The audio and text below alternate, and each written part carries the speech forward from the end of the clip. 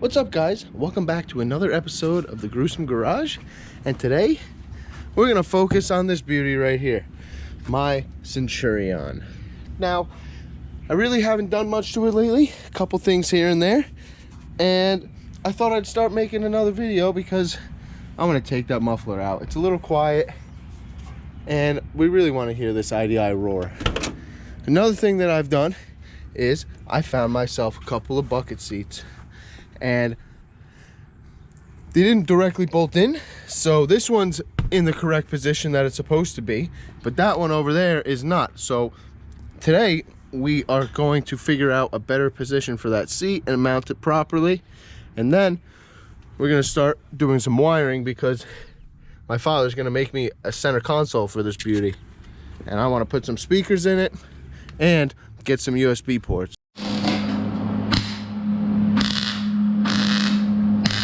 Since I already prepped for this, I basically had a piece of 4-inch line around.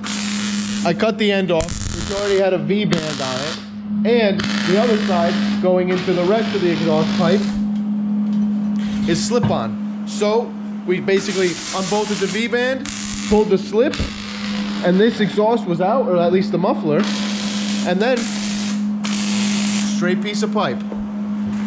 Hopefully it sounds a little better than it did before. We're waiting to let this cool down, but we're going from this fat canister right here to just straight pipe. Now this is basically straight to begin with, but I don't know if you guys can see in there, it has all these fins catching all the noise into the fiberglass. So I wanted to keep it stealth, and honestly the most noise it makes is the turbo because it's a whole set, and the valve noise because it's an old mechanical diesel. And I'm jealous of my brother over there with his 6.7 and straight pipe, so my turn to straight pipe it. Just like that, with a couple of clamps, or just one clamp. This one is just there holding it up, and then the V-band. I can't wait to see how this thing sounds, and hopefully it smokes a little better instead of getting caught up in those fins. Vroom vroom. Since I'm redoing my sound system, I'm gonna also replacing these scraggly wires. I already did the alternator upgrade, but I really don't think that I supplied it with the correct wires.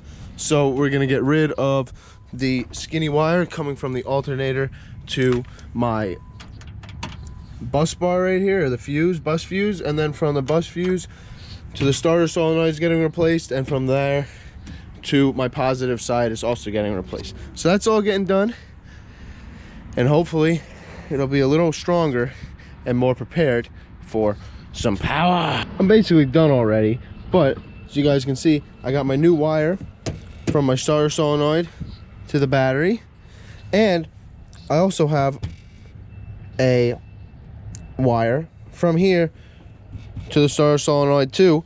Now the only thing I need to connect now is from the other side of the fuse. I need to go to my alternator. So I have the piece of wire right here. I'm going to show you how to do the ends. Bam, bam, bam. Wrap it up, and we'll be charging up again. First, start with your wire right here. You're going to grab a knife. You're going to make a nice circular motion around it.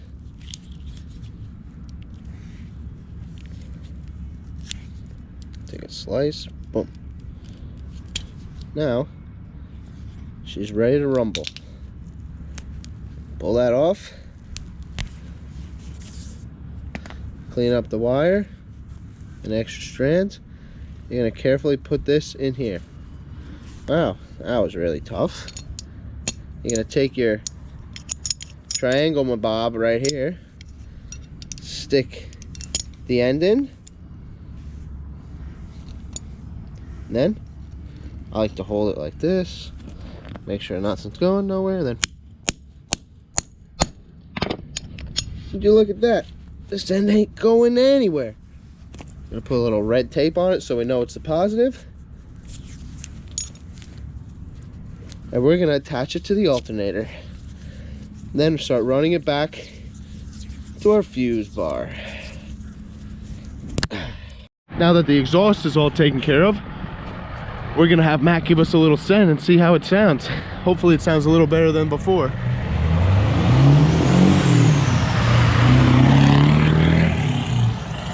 Ooh, you can finally compete with this thing. I'm so excited.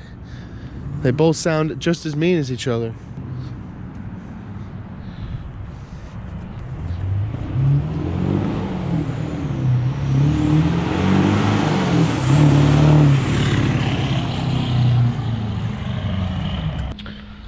Now, you guys can see where the original seat used to be. I tried to use this hole as a mounting point, and when I had the seat bolted in, it obviously wasn't center, and that wasn't a fun time. I was always trying to readjust myself and this and that to just be where it used to be on my bench seat, and I couldn't get there because the bucket seat kind of hugs you in a little more than the bench. So now that this is properly in, we have our actual template area for the center console, and we can start using some cardboard to cut out and kind of make a design, because I want it to stretch into the back and give them a couple of cup holders and some USB ports, and, you know, make it more accommodating, because I don't need to pack 7 people in here. I want this to fit 4 people comfortably, and I want everyone to be able to have a cup holder and a place to put their phones and, you know, things here and there. Also, I want to be able to put a couple speakers in the center console. I have to run a few wires for that still, which is no big deal, but we'll get to that. Before we do that though, we need to clean it out, but you guys don't want to see me do that. What I do want to show you guys is under the hood again. This is just a checkup on how well this motor has been holding up. The reason why it sounds so good, especially straight pipe now, is because this is a pretty built engine, for especially for being an IDI. It's sleeved, and we put turbo pistons and rods in because it used to be naturally aspirated. It's studded. It has comp cam valve springs and a custom camshaft from Justin at R&D IDI Performance. It's got a bigger injection pump, about 100cc injection pump from Justin, and it's got this honking turbo. What supplies the turbo is the beautiful, beautiful, beautiful exhaust manifold system from Justin, also from R&D IDI. And our turbo here is an HX35 with an HX40 exhaust housing, 18 centimeters to be exact. I think that's a little big. When I pull the motor to do a clutch and to figure out why the oil's leaking, I'm gonna be putting a smaller exhaust housing on here, and I think we're gonna be able to spool it up a little quicker. And this baby's intercooled. It makes about 24-25 psi of boost. It handles it just great. And of course the engine's studded with head studs. I forgot to say that before, but it makes a great amount of boost for being an IDI, about 24-25 pounds like I said before. Had it on a dyno with 410 gears in the rear, ZF5. It made 270 horsepower and I think 570 foot-pounds of torque. I forget.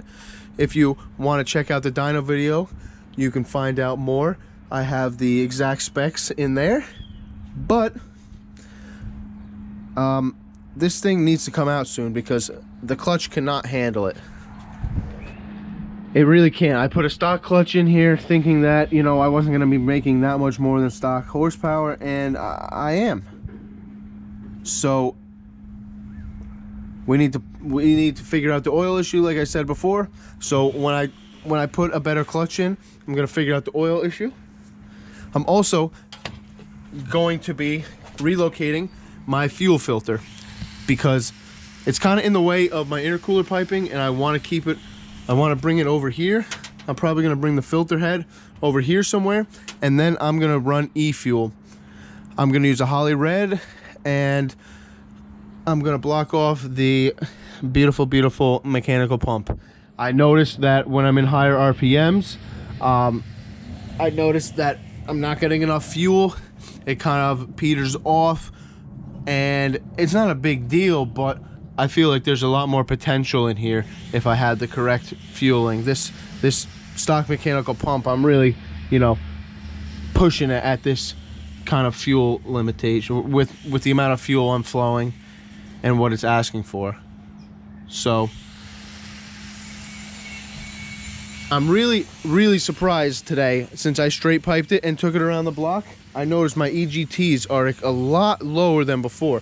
Not an extreme amount, but they are a lot better than before. I can't believe that just a muffler would have done that. Maybe the turbo really wants to spool that much more, or like, is that choked? I'm really surprised. I have a 3-inch downpipe and it goes to 4-inch all the way back, so